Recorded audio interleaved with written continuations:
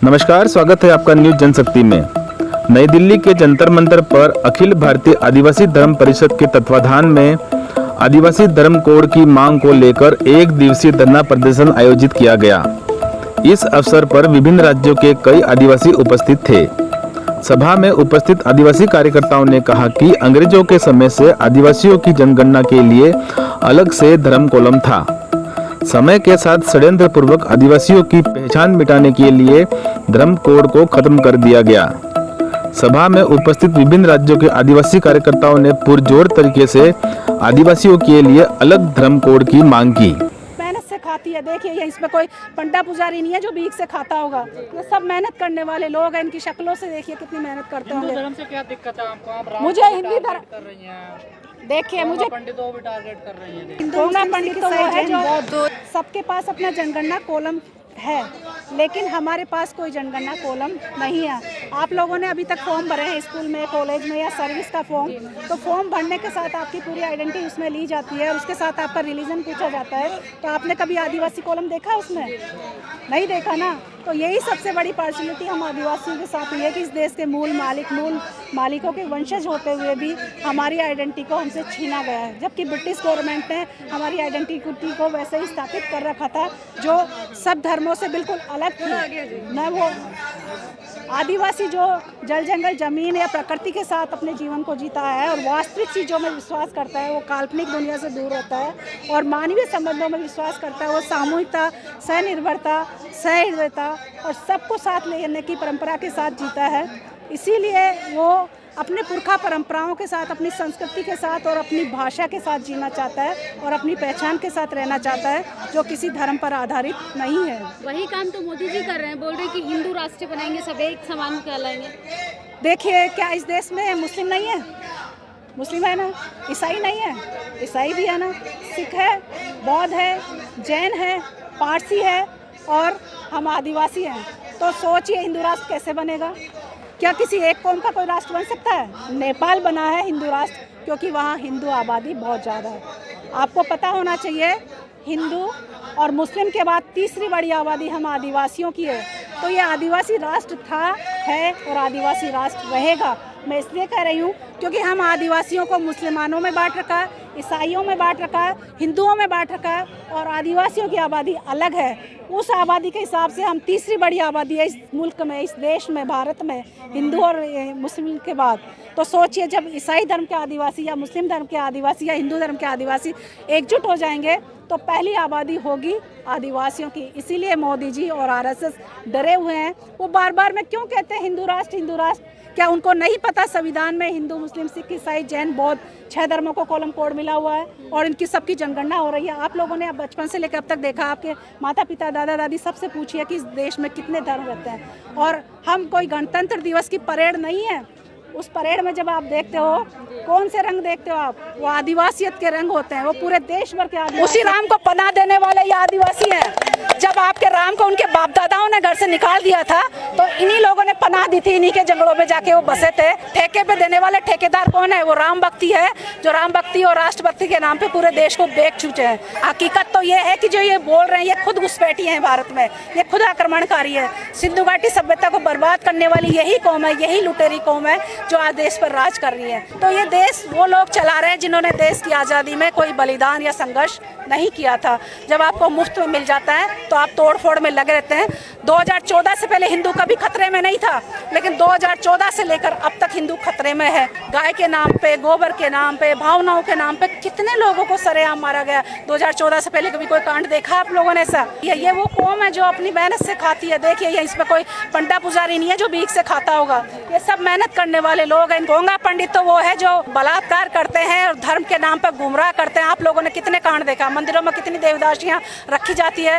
राम रहीम तो बड़ा संस्कारी है ना, आसाराम भी संस्कारी था, वो भी राम के भजन गाता है, आपको संस्कार देता है। लेकिन वो कितने लोगों का जीवन बर्बाद किया और बर्बाद करके उन लोगों को बाहर काट के कैसे गायब कर देते हैं। वो लोग आज जेलों में क्यों हैं?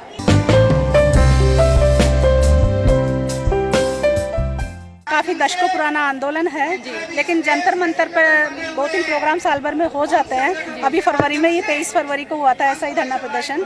तो आदिवासियों के जितने भी संगठन हैं वो संगठित होकर अपनी पहचान के लिए ट्राइबल कॉलम की डिमांड कर रहे हैं। जैसे हिंदू, मुस्लिम, सिख, ईसाई, जैन, बौद्ध सबके पास अपना जनगणना कॉलम है, लेकिन हमारे पास कोई जनगणना कॉलम नहीं है। आप लोगों ने अभी तक फॉर्म भरे हैं स्कूल में, कॉलेज में या सर्विस का फॉर्म, तो फॉर्म भरने के साथ आपकी पूरी आइडेंटिटी उसमें ली जाती है और उसके साथ आपका रिलीजन पूछा जाता है। तो आपने कभी आदिवासी कॉलम देखा उसमें? नहीं देखा ना। तो यही सबसे बड़ी पार्शलिटी हम आदिवासियों के साथ हुई है कि इस देश के मूल मालिकों के वंशज होते हुए भी हमारी आइडेंटिटी को हमसे छीना गया है, जबकि ब्रिटिश गवर्नमेंट ने हमारी आइडेंटिटी को वैसे ही स्थापित कर रखा था जो सब धर्मों से बिल्कुल अलग थी। आदिवासी जो जल जंगल जमीन या प्रकृति के साथ अपने जीवन को जीता है और वास्तविक चीज़ों में विश्वास करता है, वो काल्पनिक दुनिया से दूर रहता है और मानवीय संबंधों में विश्वास करता है। वो सामूहिकता, सहनिर्भरता, सहृदयता और सबको साथ लेने की परंपरा के साथ जीता है। इसीलिए वो अपने पुरखा परंपराओं के साथ, अपनी संस्कृति के साथ और अपनी भाषा के साथ जीना चाहता है और अपनी पहचान के साथ रहना चाहता है, जो किसी धर्म पर आधारित नहीं है। वही काम तो मोदी जी कर रहे हैं, बोल रहे हैं कि हिंदू राष्ट्र बनाएंगे, सब एक समान कहलाएंगे। देखिए, क्या इस देश में मुस्लिम नहीं है? मुस्लिम है ना, ईसाई नहीं है, ईसाई भी है ना, सिख है, बौद्ध है, जैन है, पारसी है और हम आदिवासी हैं। तो सोचिए हिंदू राष्ट्र कैसे बनेगा? क्या किसी एक कौम का कोई राष्ट्र बन सकता है? नेपाल बना है हिंदू राष्ट्र क्योंकि वहाँ हिंदू आबादी बहुत ज़्यादा है। आपको पता होना चाहिए, हिंदू और मुस्लिम के बाद तीसरी बड़ी आबादी हम आदिवासियों की है। तो ये आदिवासी राष्ट्र था, है और आदिवासी राष्ट्र रहेगा। मैं इसलिए कह रही हूँ क्योंकि हम आदिवासियों को मुसलमानों में बांट रखा है, ईसाइयों में बांट रखा है, हिंदुओं में बांट रखा है और आदिवासियों की आबादी अलग है। उस आबादी के हिसाब से हम तीसरी बड़ी आबादी है इस मुल्क में, इस देश में, भारत में, हिंदू और मुस्लिम के बाद। तो सोचिए, जब ईसाई धर्म के आदिवासी या मुस्लिम धर्म के आदिवासी या हिंदू धर्म के आदिवासी एकजुट हो जाएंगे तो पहली आबादी होगी आदिवासियों की। इसीलिए मोदी जी और आरएसएस डरे हुए हैं। वो बार बार में क्यों कहते हैं हिंदू राष्ट्र, हिंदू राष्ट्र? क्या उनको नहीं पता संविधान में हिंदू, मुस्लिम, सिख, ईसाई, जैन, बौद्ध 6 धर्मों को कॉलम कोड मिला हुआ है और इनकी सबकी जनगणना हो रही है। आप लोगों ने अब बचपन से लेकर अब तक देखा, आपके माता पिता, दादा दादी सबसे पूछिए कि इस देश में कितने धर्म रहते हैं। और हम कोई गणतंत्र दिवस की परेड नहीं है। उस परेड में जब आप देखते हो, कौन से रंग देखते हो आप? वो आदिवासियत के रंग होते हैं, वो पूरे देश भर के आदिवासियों के रंग होते हैं और वो जीवंत लोग हैं जो इस धरती, इस जंगल जमीन के लिए हमेशा से संघर्ष करते रहे। 1857 के संग्राम से पहले 250 साल पहले से वो संघर्ष करते रहे हैं और आज भी संघर्ष कर रहे हैं। आपने बेलाडीला कांड देखा है, आपने डुमारी पहाड़ कांड देखा है, अभी स्टैचू ऑफ लिबर्टी का जो मैंने उदाहरण दिया है, कितने आदिवासियों को विस्थापित किया गया। जितने भी प्रोजेक्ट बनते हैं, जितनी भी सेंचुरियाँ बनती है, जितने भी बड़े बड़े औद्योगिक कल कारखाने आदिवासी क्षेत्रों में ही बनते हैं और आदिवासियों की तबाही पे ही बनाए जाते हैं। क्यों? ताकि उनको बर्बाद किया जाए, उनका विस्थापन किया जाए, उनकी भाषा, संस्कृति, उनके साहित्य से उनको दूर किया जाए। कभी मोदी जी ने कहा है कि आदिवासियों ने इतना बलिदान दिया है तो उनके लिए कुछ किया जाना चाहिए? इतने बड़े बड़े स्टैचू लगा रखे हैं। मैंने उदाहरण दिया, शंकराचार्य का दिया, हनुमान जी का दिया, राम जी का दिया। उन्होंने देश की आज़ादी में कोई योगदान दिया था क्या? या कोई योगदान रहा है किसी भी प्रकार का? आप खुद अपने दिल पे हाथ रख के देखिए कि ऐसे स्टैचू का कोई योगदान सीमा पे रहा, सीमा के अंदर रहा, बीमारियों में रहा है, रोजगार में रहा है, या शिक्षा में रहा है, या स्वास्थ्य के लिए रहा है। तो मैं सैल्यूट करूंगी उनको कि वो ऐसी चीजें बना रहे हैं ताकि जनता को प्रेरणा मिले। कितना समय पाएंगे? आपको तो नक्सली घोषित कर दिया सरकार ने और मीडिया ने। देखिए, घोषित करने से कुछ नहीं होगा।